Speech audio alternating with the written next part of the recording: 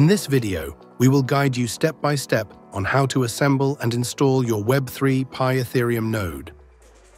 Let's take a look at what's inside. Here we have the official power supply for the Raspberry Pi 5.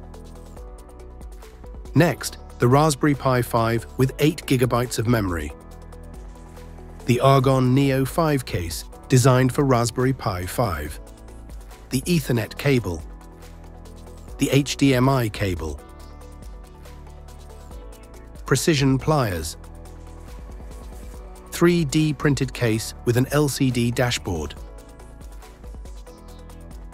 NVMe M2 drive with 2 TB capacity. Micro SD card. Micro SD card reader and 2 screwdrivers for assembly.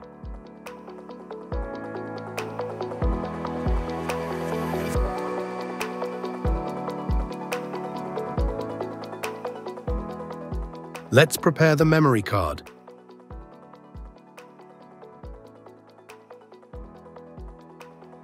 Take the micro SD card and insert it into the card reader.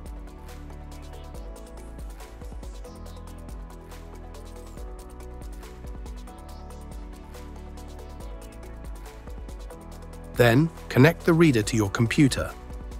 Use a USB 3.0 port or newer for fast communication. Go to web3pi.io/welcome-box. At the bottom of the page, you will find a link to download the image. Once you have done this, simply open it. First, choose the device type. In your case, select Raspberry Pi 5. Choose the source image. Click on Use Custom at the bottom of the list. Then select the Web3Pi single device image. Now choose your SD card as the target device. Click Next to proceed and edit settings. And don't forget your host name. You will need it later. Set username as Raspberry and password as Raspberry. Please use these specific names. Set your locale settings, SSH, on the Options tab. Make sure all options are unchecked. Select Yes in both windows. Wait until the image is fully flashed onto the SD card. It's important not to interrupt the verification step. This ensures the image is written correctly. Once your SD card is written and successfully verified, you can change the default settings in the config file. For example, choose Clients, enable services, choose Geth port, choose Nimbus port, choose Lighthouse port. PCIe generation. The default is Gen 2, but you can choose Gen 3 for faster transfer speeds. Last but not least, you can enable overclocking of the Raspberry Pi CPU. Changes in this config file are an optional step for advanced users. Let's begin assembling the Web3Pi. Start by removing the Argon case from its packaging and protective film.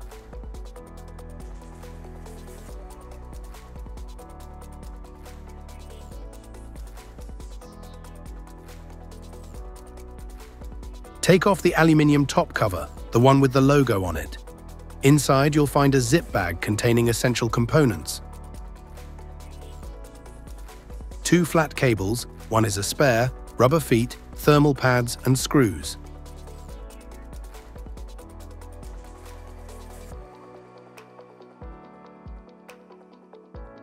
Open the package with the screws and sort them by size. You should have 5 longer screws and 3 shorter ones, 1 spare each.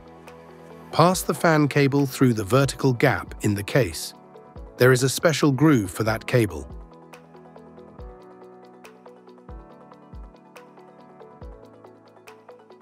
Now, gently open the packaging containing the Raspberry Pi, being careful not to let the device fall out of the box. Pay special attention to preventing electrostatic damage. Place it in a safe position and then, using a screwdriver, remove the cap from the connector located behind the USB ports. In this connector, install the case with the fan. Use the flat screwdriver to help press the plug down.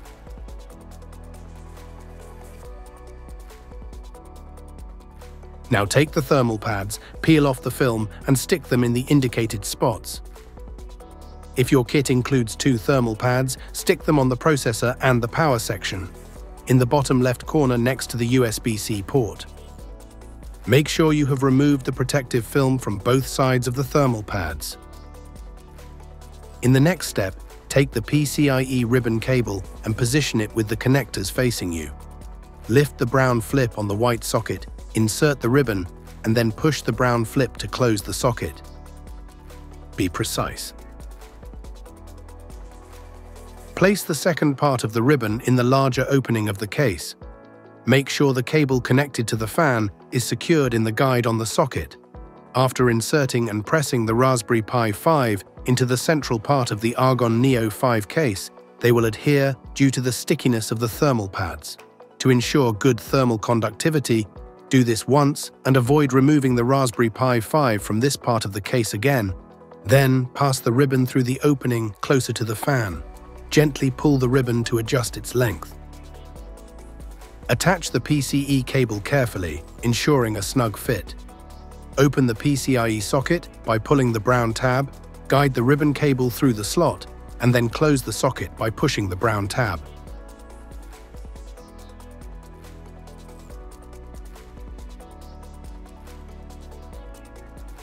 Remove the previously flashed memory card from the reader and insert it into the slot with the copper contacts facing the board.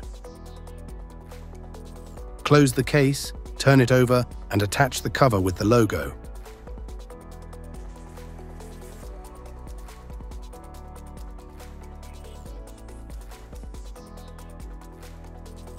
Secure the base of the device with the long screws, using caution to avoid stripping the threads.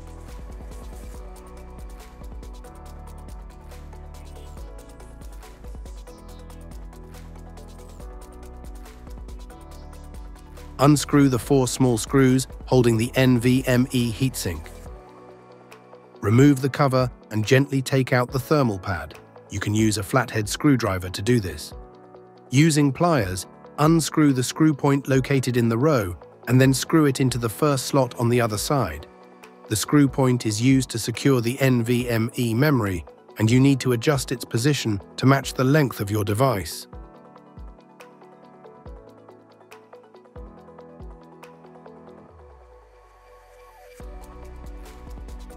Tighten the brass part using precision pliers. Do not apply excessive force. Unpack the NVMe memory and insert it into the slot with the label facing up.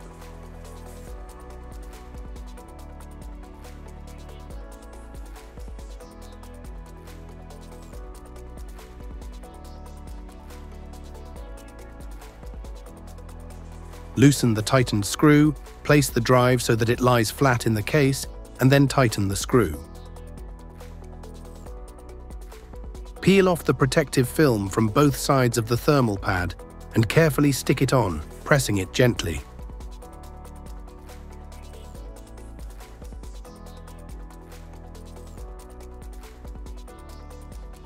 Close the cover and tighten the screws to secure it in place.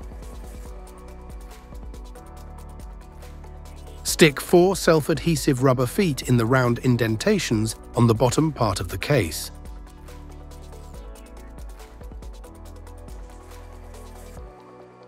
Turn the device over. Now you can choose whether to stick with the original metal cover featuring the Web3Pi logo or upgrade to a 3D printed cover with an LCD dashboard. Take the part of the case that contains the display, untangle the cables, and then connect them to the motherboard according to the display diagram.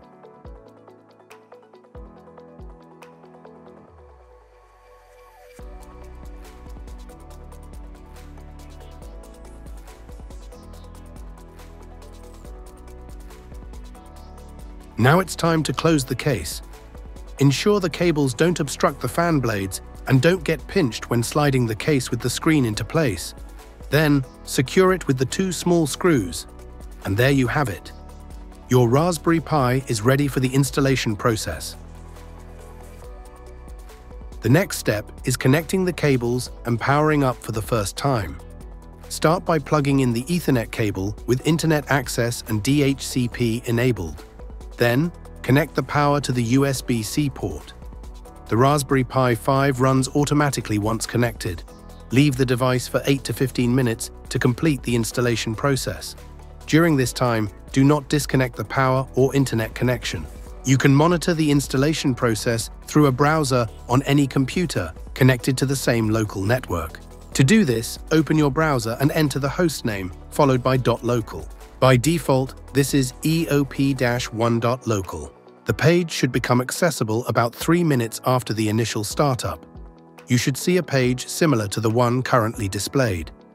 The installation process is divided into stages, and it will be complete when you see the message, Stage 100, Installation Completed.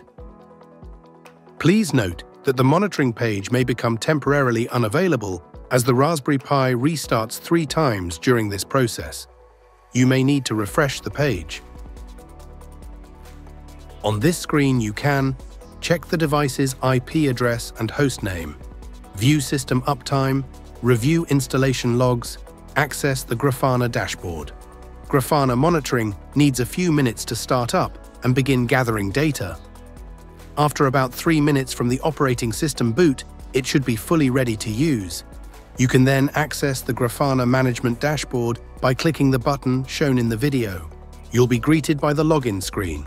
The default username is admin and the default password is admin. On your first login, you'll be required to change the default password.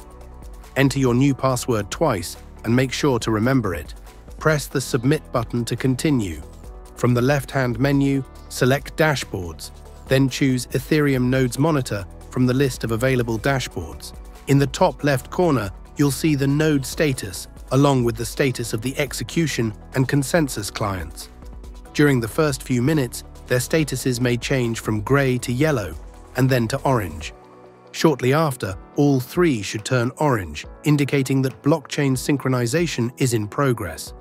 With a fast and stable internet connection, this process typically takes around 19 hours. Once the synchronization is complete, all 3 statuses should turn green. You should also be able to see synchronization status and operating system parameters displayed on the LCD screen mounted in the top cover of the case. You can also connect to your new node via SSH. To do this, use your preferred SSH client. Enter either the IP address or the hostname with the .local extension. The network port is the standard 22. The default username is Ethereum, and the password is also Ethereum, all lowercase. On your first login, you will be required to change the password, so follow the prompts and make sure to write down your new password. Remember it, then log in again using Ethereum as the username and your newly created password, known only to you. For more information on what you can do via SSH, please refer to the documentation.